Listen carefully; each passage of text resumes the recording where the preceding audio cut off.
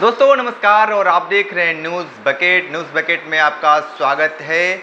पूर्व मंत्री रिबू श्रीवास्तव और वर्तमान में महिला प्रदेश अध्यक्ष हैं रिबू श्रीवास्तव, और इनसे बात कर लेते हैं कि जिस तरीके से विपक्ष का जिस तरीके से बैठक होने जा रहा है 31 और 1, इसको लेकर किस तरीके से घमासान मचेगा। जिस तरीके से इंडिया और एनडीए लगातार ये लोग कह रहे हैं कि विपक्ष एक हो चुका है, ये कितना मजबूती लोकसभा चुनाव 2024 में असर डालेगा। ये बताइए कि जिस तरीके से बैठक होने जा रही है उससे क्या कुछ नया निर्णय आएगा। निर्णय जो भी आए जनता के पक्ष में आएगा, और जो वर्तमान सरकार है उसकी नींद रात की हराम हो रही है। और आप देख रहे हैं कि कितनी घबराहट है, जिसके कारण सालों से जो गैस के सिलेंडर का दाम इतना महंगा हुआ था 200 रुपये कर दिए। घबराहट है सरकार की, और ये बताती है कि इंडिया कितनी मजबूत स्थिति में बनने जा रही है और किस तरह से इंडिया की तरफ जनता का रुझान है। आप घबराहट बता रही हैं, कम करे तो भी घबराहट है, न करे तो भी घबराहट है, तो ये केंद्र सरकार करे क्या? नहीं, केंद्र सरकार जो उनका एजेंडा है वो कर रही है। वो हिंदू मुसलमान का नारा दे रही है, वो मंदिर मस्जिद की बात कर रही है, वो जाति पाति ऊंच नीच जाति धर्म की बात कर रही है, वो उनके जो एजेंडे हैं चुनाव लड़ना और चुनाव जीतना, इसकी बात कर रही है। तो केंद्र सरकार हो या उत्तर प्रदेश की सरकार हो, जैसा अभी हमारे राष्ट्रीय अध्यक्ष ने कहा कि डबल इंजन की सरकार तो बन गई, लेकिन इसका ड्राइवर सही नहीं है, वो कहाँ लेके जा रहा है इंजन को उसका पता नहीं है। तो जो केंद्र की सरकार की प्राथमिकताएं हैं वो ये हैं कि आम जनता से उनका कोई सरोकार नहीं है। प्राथमिकताएं केवल चुनाव लड़ना और चुनाव जीतना। इसमें आम जनता कितना पिस जाती है। आज अगर घोसी में उपचुनाव हो रहा है तो ये सरकार की संवेदनहीनता है, और जिसको उन्होंने प्रत्याशी बनाया है उसको 5 साल के लिए जनता ने जिताया था। आज 1.5 साल में वो जनता का क्षेत्र छोड़ करके और फिर विधायक बनने के लिए चुनाव लड़ रहे हैं।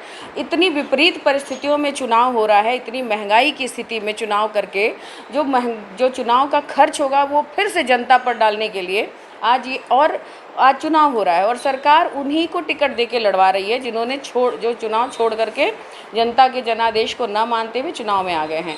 तो जनता की केंद्र सरकार की प्राथमिकताएं आप समझते हैं, आम जनता से उनका कोई सरोकार नहीं है। ओम प्रकाश राजभर सीधे तौर पे अखिलेश यादव को चैलेंज कर रहे हैं कि उत्तर प्रदेश के किसी भी जिले में खाता नहीं खुलेगा। आपका क्या मानना है ओम प्रकाश के राजभर को लेकर? ओम प्रकाश राजभर जी की कोई वॉइस नहीं है, और उतने वो सीरियस नहीं है जितनी सीरियसली आप उनकी बात कर रहे हैं। अब वो योगी जी को भी कहते थे कि उनको मठ में भेज देंगे, मोदी जी को कहते थे उनको झोला उठाएंगे और चल देंगे। तो उन्होंने किसको क्या कहा, और आज उन्हीं के पास जा कर के पड़े हुए हैं।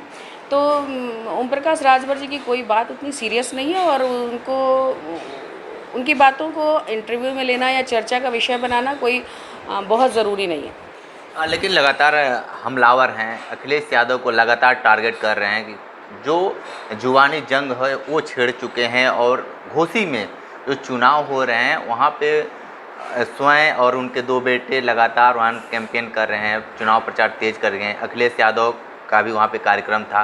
क्या कुछ समीकरण नज़र आता है वहाँ पे? मैं वहाँ रही हूँ, मैंने घोसी विधानसभा की गली गली में, गांव-गांव में, हर बस्ती में मैं गई हूँ। हरिजन बस्ती हो, राजभर बस्ती हो, सभी बस्तियों में हम लोग गए हैं। तो वहाँ पर आपने कहा ना राजभर जी और उनके 2 बेटे, तो बस यही राजभर हैं।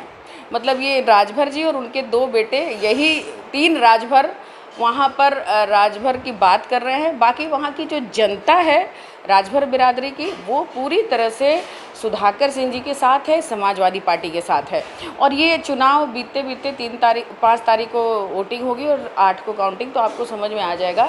जनता पूरी तरह से जान चुकी। देखिए, ओम प्रकाश राजभर जी कभी किसी मीटिंग में या किसी से मिलने जाते हैं तो बस अपने 2 बेटों के साथ। उनकी मतलब सारी लड़ाई, मतलब पूरा जो समाज है राजभर समाज, वो उनके 2 बेटे तक सीमित है। तो इससे राजभर समाज अब इस बात को जान चुका है। हर पूरे घोसी में यही उनकी परीक्षा की घड़ी है, और उसमें वो पूरी तरह से फेल होने जा रहे हैं। और सारे मतलब मैं गई वहाँ, सारे कैबिनेट मिनिस्टर, सारे, इतने छोटा सा घोसी का चुनाव और सारे मंत्री विधायक सब लगे हुए हैं, और वहाँ जनता चुनाव लड़ रही है इन लोगों से। तो जनता पूरी तरह से सुधाकर सिंह जी के साथ है। संजय निषाद और काजल निषाद का भी वहाँ पे कार्यक्रम हुआ है। क्या कुछ असर डालेंगे ये अपने समाज को लेकर? आज जो घोसी का चुनाव है वो सभी जाति धर्म सभी संप्रदाय ऊंच नीच सबसे ऊपर उठ के हो रहा है। वहाँ पे किसी जाति और किसी वर्ग विशेष से लोगों का कोई लेना देना नहीं है। सबको पता है कि अगर घोसी की कोई सुध लेने वाला है तो सुधाकर सिंह है, और जनता गरीबी से महंगाई से बेरोजगारी से परेशान है।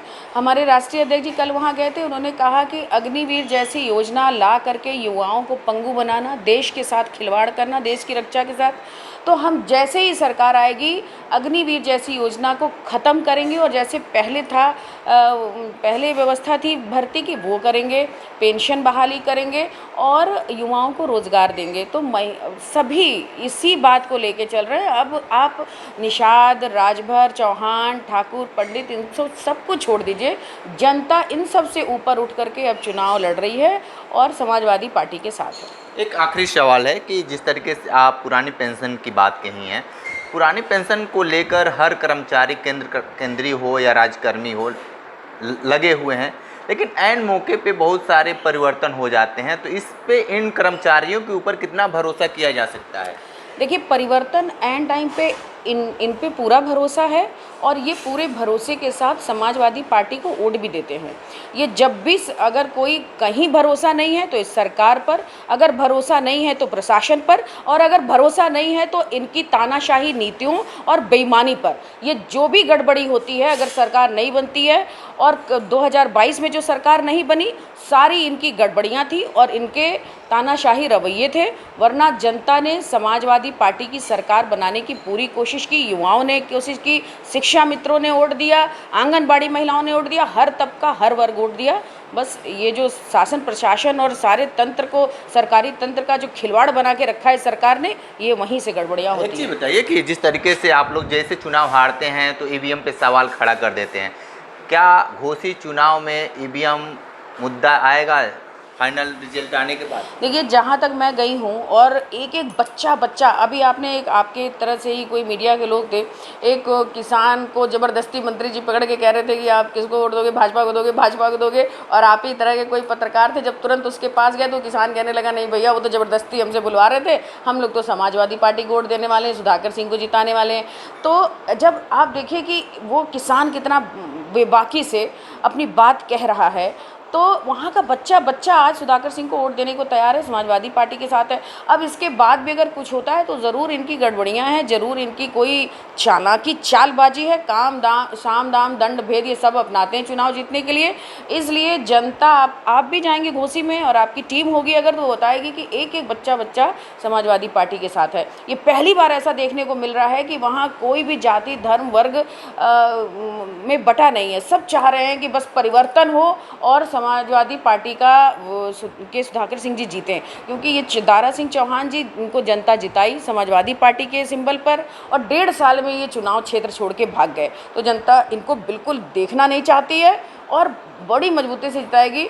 तो इसलिए, और सबसे बड़ा मुद्दा वहाँ पे है कि अब घर का लाल और बाहरी, तो ये बाहरी हैं और जनता को अब समझ में आ गया है कि बाहरी लोगों को जिताने से ये कभी हमारे अपने नहीं होंगे, और सुधाकर सिंह इनके घर के हैं। तो ये फैक्टर बहुत बड़ा फैक्टर है।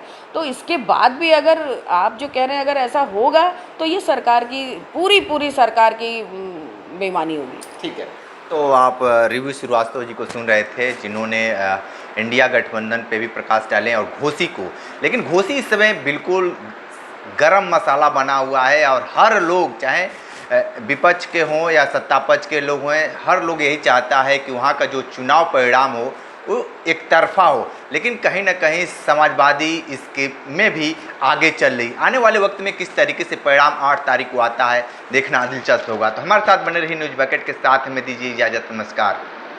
पेश है न्यूज बकेट हिंदी मासिक पत्रिका। पढ़ें इस महीने की पूरी खबर विस्तार से हमारे न्यूज बकेट की मैगजीन में। हमारी ई मैगजीन को मुफ्त में पढ़ने के लिए अभी लॉगिन करें www.newsbucket.in पर। इसके अलावा रोज की ताज़ा खबरों के लिए हमारे YouTube चैनल को तुरंत सब्सक्राइब करें।